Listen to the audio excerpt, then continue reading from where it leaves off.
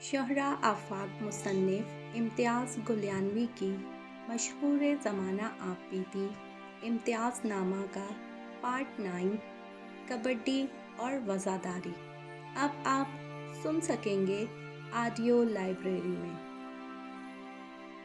کبڈی اس وقت ہمارے گاؤں کا ہی کیا پورے خطے کا مقبول ترین کھیل تھا۔ گلیانہ کی ٹیم کا شمار علاقہ کی بہترین ٹیموں میں ہوتا تھا۔ جب کبھی بھی گلیانہ کی ٹیم کا کبڈی میچ کسی دوسری ٹیم سے ہوتا تھا تو لاریاں بھر بھر کے لوگ کبڈی کا میچ دیکھنے جاتے۔ میں بھی کئی مرتبہ اپنے ماموں الطاف کے ساتھ کبڈی کا میچ دیکھنے گیا۔ دلمی کے قریب کھنیارہ شریف میں اس وقت ہر سال بہت بڑا میلہ ہوتا تھا۔ اس میلے میں جہاں کھانے پینے کے بے شمار اسٹال لگے ہوتے تھے اور بچوں کے لیے مختلف قسم کے جھولے بھی ہوتے تھے، وہاں پر مختلف کھیلوں کے مقابلوں کا انتظام بھی کیا جاتا تھا۔ سب سے زیادہ رش میلے میں اس دن ہوتا تھا جس دن کبڈی کا میچ ہوتا تھا۔ اس دور میں 2 قسم کی کبڈی کھیلی جاتی تھی۔ ایک قسم کی کبڈی میں مختلف کھلاڑی کو چھو لینے کے بعد تقریباً 1 کلومیٹر دور تک بھاگ کر بتیوں یعنی وکٹری لائن کو کراس کرنا ہوتا تھا۔ اس کبڈی میں وہی لوگ کامیاب ہوتے جن میں پھرتی زیادہ ہوتی تھی اور جو بہت تیز بھاگ سکتے تھے۔ دوسری قسم کی کبڈی کو عام زبان میں تھپڑوں والی کبڈی کہا جاتا تھا۔ اس کبڈی میں دونوں کھلاڑی آمنے سامنے ہو کر ایک دوسروں پر تھپڑوں کی بارش کر دیتے اور یہ سلسلہ اس وقت تک جاری رہتا جب تک کوئی ایک فریق ہار نہ مان لیتا یا زمین پر نہ گر جاتا۔ تھپڑوں والی کبڈی کا اختتام عموماً لڑائی جھگڑے پر ہی ہوتا، کیونکہ تھپڑوں کے مقابلے کے دوران جو کھلاڑی بھی کمزور پڑنے لگتا، تماشائیوں میں کھڑے اس کے رشتہ دار اور حمایتی اس کھلاڑی کو ہار کی خفت سے بچانے کے لیے ہنگامہ کر دیتے۔ پھر دونوں کھلاڑیوں کے حامی آپس میں لڑائی جھگڑا شروع کر دیتے۔ شاید اسی وجہ سے تھپڑوں والی کبڈی کو اتنا زیادہ پسند نہیں کیا جاتا تھا۔ اس وقت ہمارے گلیانہ میں کبڈی کے کئی نامور کھلاڑی تھے۔ سب سے زیادہ مشہور تو صوفی صغیر المعروف صوفی سندر تھے۔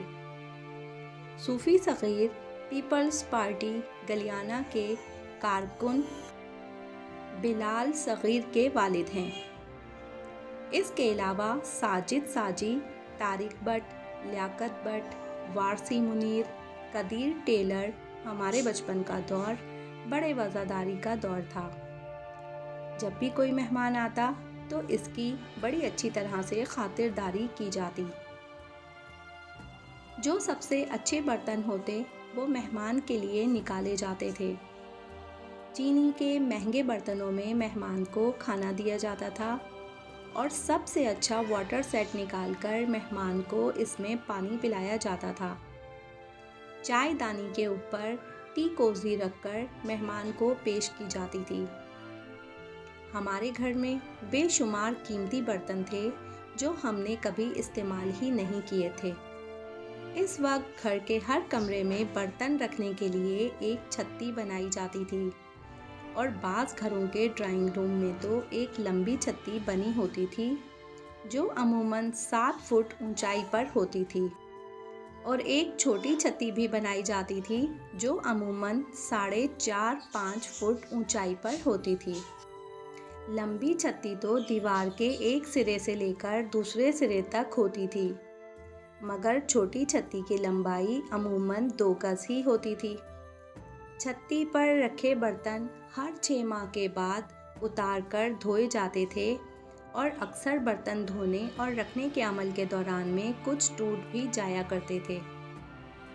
ہمارے گھروں میں برتنوں کے نیچے اور چھتی کے اوپر سندھی کڑھائی میں سفید رنگ کا کپڑا بھی لٹکایا جاتا تھا، جس پر گہرے نیلے رنگ کی کڑھائی بڑی خوبصورت لگتی تھی، اور یہ ساری کڑھائی باجی نے اپنے ہاتھ سے کی تھی۔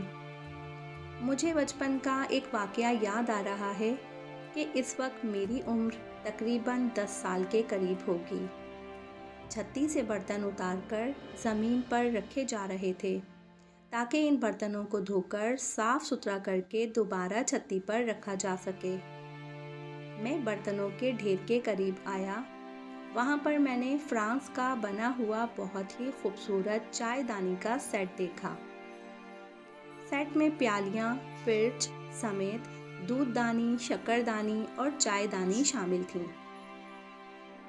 خوبصورت بیل بوٹوں کے علاوہ سیٹ کے ہر برتن کے کناروں پر سنہری رنگ کا بارڈر لگا ہوا تھا، جو اس وکٹورین سیٹ اسٹائل کی خوبصورتی میں مزید اضافہ کر رہا تھا۔ میں نے بے اختیاری میں چائے کی چینک ہاتھ میں اٹھا لی۔ والدہ صاحبہ نے سرزنش کی کہ امتیاز، اسے رکھ دو، بہت قیمتی سیٹ ہے، گر کر ٹوٹ نہ جائے۔ میں نے حکم کی تعمیل کرتے ہوئے فوراً چائے دانی زمین پر رکھ دی۔ جب میں نے چینک پر دوبارہ نظر ڈالی تو چائے دانی کا ڈھکن نظر آیا۔ میں نے بے اختیاری میں ڈھکن ہاتھ میں اٹھا لیا۔ نہ جانے میرے دل میں کیا سمائی کہ میں نے چائے دانی کا ڈھکن پاس رکھے ٹیبل پر لٹو کی طرح گھمانا شروع کر دیا۔ چینک کا ڈھکن لٹو کی طرح گھوما اور گھومتے گھومتے ٹیبل سے نیچے گر کر ٹوٹ گیا۔ بس پھر کیا تھا، گھر میں ایک کوہرام مچ گیا اور والدہ صاحبہ نے میری خوب دھلائی کی۔